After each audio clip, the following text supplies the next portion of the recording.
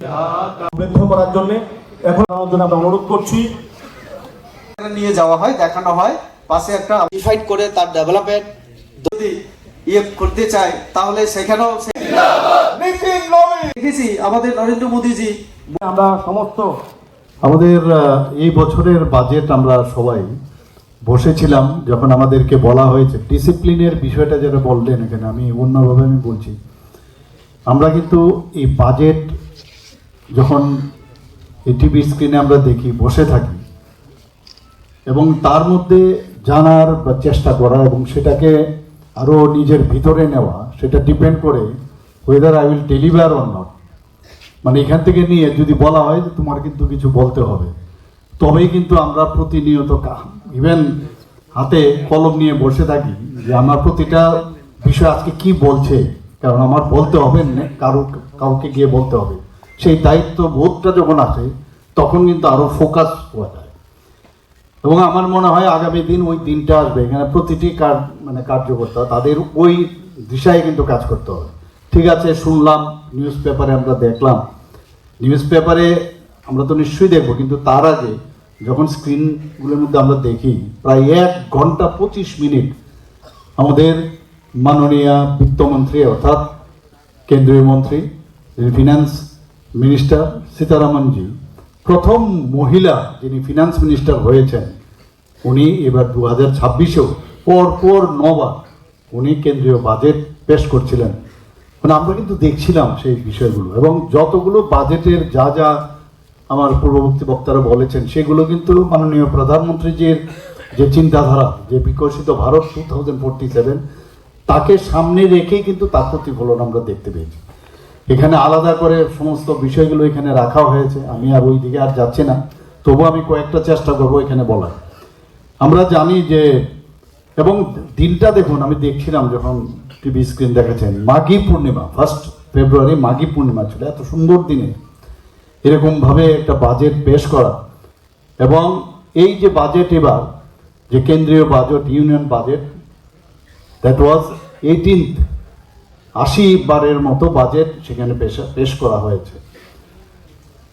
এবং আমরা জানি যে আগে কিন্তু রেলওয়ে বাজেট আলাদাভাবে হতো, তারপর সাধারণ বাজেট আলাদা হতো। মাননীয় প্রধানমন্ত্রী যে আসার পর সেটাকে কিন্তু অ্যামালগেমেট করেছে, মানে 2017-এর পরে 14-তে উনি আসলেন প্রধানমন্ত্রী হিসাবে, বলেন যে ইনক্লুসিভ বাজেট, একবার কেন্দ্রীয় জেনারেল বাজেট, আবার রেল বাজেট। আমরাও কিন্তু প্রথম ভাবলাম যে আর এটা কি হলো, প্রায় 92 ইয়ার্স ধরে এই বাজেট প্রক্রিয়া কিন্তু ভারতবর্ষে সেটা চলছিল, ইংরেজ আমলেই হোক আর যে আমলেই হোক সেটা চলছিল। সেই জায়গায় উনি যে চিন্তা ভাবনা নিলেন যে না, এই বাজেটকে, মানে বাজেট তো সর্বক্ষেত্রেই, সেটাকে আলাদাভাবে মানে রেলওয়ে বাজেট আলাদা কেন হবে, সেটাকে আমরা আজকে গত কয়েক বছর ধরে আমরা দেখছি সেটা হচ্ছে। এবং বাজেটের যে মূল উদ্দেশ্য সেটা যদি আমরা দেখি যে আমাদের কত আয় হবে, দেশের কতটুকু আয় হবে এবং কতটুকু খরচ হবে, এবং কি কি সেক্টরকে আমরা সামনে রেখে তার যে রূপরেখা, সেটাই কিন্তু বাজেট। এবং এতে করে আমরা আগে আমাদের এই দেশের যে উন্নয়নের খাতে একদিকে বিভিন্ন যে সেক্টরগুলো সেগুলোকে নির্ধারণ করা, আমাদের ইনফ্রাস্ট্রাকচার ডেভেলপমেন্ট, স্বাস্থ্যের বিষয়ে হোক, এখানে আমার পূর্ববর্তী বক্তা বলেছেন যে সামরিক খাতে এবার অ্যাবাউট 15% এবার কিন্তু সামরিক খাতে কিন্তু এই বাজেটে এবার রাখা হয়েছে, এবং তার খুব সেটা যে প্রয়োজন সেটা আমরা কখনো অনুভব করলাম যখন এবার অপারেশন সিন্দুরের সময় এরকমটা মনে হচ্ছিল না যে আমাদের আরো বেশি শক্তিশালী হওয়া দরকার, আরো বেশি শক্তিশালী হওয়া দরকার। সেই জায়গায় যখন অপারেশন সিন্দুর করলেন, 26 মিনিটে 26 জন নিরীহ যারা আমাদের ধর্ম দেখে দেখে যেভাবে টেররিস্টরা, পাকিস্তান মদতপুষ্ট টেররিস্টরা তাদেরকে খুন করেছে, মাননীয় প্রধানমন্ত্রীজি যখন বলেছেন ম্যা কিছু কো ছোড়ুঙ্গা নেই, আর এই কাজটা কিন্তু উনি করে দেখালেন। 26 মিনিটে 9টার থেকে 10টার মতো টেররিস্ট ঘাঁটিকে উনি ধ্বংস করেছেন। এবং আমরা অত্যন্ত আনন্দ উপভোগ করছিলাম যে আমাদের কাছে আজকে S-400 থেকে শুরু করে এত সুন্দর ব্যবস্থা, যে আগে তো ট্যাঙ্ক যেত, ম্যান পাওয়ার যেত, বর্ডার, এবার তো এত টেকনোলজি ড্রাইভেন যুদ্ধ হয়ে গেছে, এতে বুঝলাম যে আমরা কোন জায়গায় আছি। তো সেই জায়গায় আজকে যদি আমাদের সামরিক শক্তি, আমাদের দেশ যদি সুরক্ষিত না হয়, তাহলে আমরা কি করে আগামী দিন যে ডেভেলপমেন্টের কথা আমরা চিন্তা করব। আমার দেশ সুরক্ষিত হতে হবে। তো সেই সুরক্ষিত রাখার জন্য যেভাবে এবার এই বাজেটে আমরা দেখতে পেলাম যে 15% ইনক্রিজ কিন্তু সেখানে রাখা হয়েছে। আজকে সেটা যখনই রাখার সুবাদে যে আমরা পত্রপত্রিকায় দেখলাম নাইবারিং কান্ট্রিগুলো তো আছে, অন্যান্য কান্ট্রিও তাদের কিন্তু চক্ষু চানামা যে কি হয়ে গেছে, ভারতবর্ষে এত সামরিক খাতে এত টাকা কি করে। এখন সামরিক খাতে রাখার জন্য তো সেই রকম অর্থনীতির দরকার। আমার কাছে টাকা থাকলে তো আমি একটা খাতের মধ্যে আমি রাখতে পারবো, সেটা একমাত্র সম্ভব হয়েছে কারণ যেভাবে একটা মানে ডিসিপ্লিন যে অর্থনীতি, যেটা মাননীয় প্রধানমন্ত্রীজির নেতৃত্বে সীতারামনজি যেভাবে পেশ করছেন, সেই কারণেই সেটা সম্ভব হয়েছে। আমরা সামরিক ক্ষেত্রে আগামী দিন আপনারা দেখবেন যে বাইরের থেকে যে ইন্ডিজিনাস যে সামরিক যে মানে আমাদের আর্মস অ্যামিউনিশন তৈরি করা, সেটা কিন্তু আমার ভারতবর্ষের মধ্যেই হবে।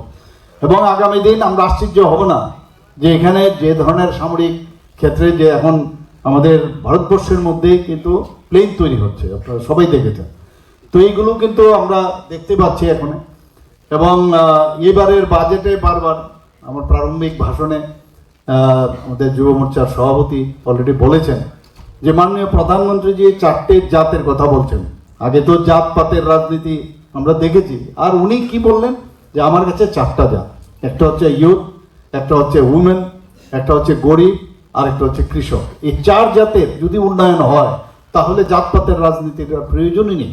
এবং এইবারের বাজেটে আপনারা যদি দেখেন সবকটা জায়গার মধ্যেই এই বাজেট যেসব জায়গায় রাখা হয়েছে সেগুলো কিন্তু এই যে আমাদের 4টে জাত তাদের উপরেই কিন্তু বেস করে এবার এই বাজেট রাখা হয়েছে। Focus on youth driven approach, targeting 3.5 crore jobs. যাদের যুব সম্প্রদায় আছেন তাদেরকে কিভাবে কর্মসংস্থানের সুযোগ করা যায় সেই ব্যবস্থা কি কার মাধ্যমে রাখা হয়েছে? প্রধানমন্ত্রী Viksit Bharat Rozgar Yojana and AI driven skill rate, যেটা আমাদের মাননীয় সভাপতি অলরেডি বলেছেন সে বিষয়ে। এবং আজকে আমরা যদি দেখি এই বাজেটে কয়েকটা বিষয় আমি না বললে নাই হয়, যে 3টের বিষয়ের উপর কিন্তু বেশি জোর দেওয়া হয়েছে। 3টা কোনটা? আমার প্রান্তিক যে জায়গা, সেই প্রান্তিক জায়গার মানুষের মান উন্নয়ন, অর্থনৈতিক উন্নয়ন, সেটা খুব দরকার। এবং আমরাও যেটা বলা হয়েছে লাস্ট মাইল অবধি আমাদের সমস্ত বেনিফিশিয়ারি স্কিমগুলো দেওয়া, এবারের বাজেটে কিন্তু সেটারও আমরা দেখেছি। এবং আরেকটা জিনিস যেটা যে ইনফ্রাস্ট্রাকচার ডেভেলপমেন্ট আমাদের দরকার। ইনফ্রাস্ট্রাকচার ডেভেলপমেন্ট যদি না হয়, আমাদের স্টেট বাজেটেও আমরা গত বছর আমাদের বাজেটের প্রায় 7,000 কোটি টাকা আমরা রেখেছি। তো এরকম মাননীয় প্রধানমন্ত্রীজি বারবার বলছেন যে ইনফ্রাস্ট্রাকচার যদি ডেভেলপমেন্ট, এটা পার্মানেন্ট ইন নেচার। কারণ এটা যদি আমরা করি তাহলে মানুষ বাইরের থেকে আসবে, বিনিয়োগ করবে, তবেই গিয়ে আমাদের অর্থনীতি ডেভেলপ হবে। তো সেইরকম আমাদের দেশেরও যদি ইনফ্রাস্ট্রাকচার ডেভেলপমেন্ট না হয়, বিদেশ থেকেও মানুষ আসবে না। সেই দিকে আজকে কিন্তু আমরা দেখতে পাচ্ছি যে এর প্রতিফলন এই বাজেটের মধ্যে আমরা দেখতে পাই। আজকে উনি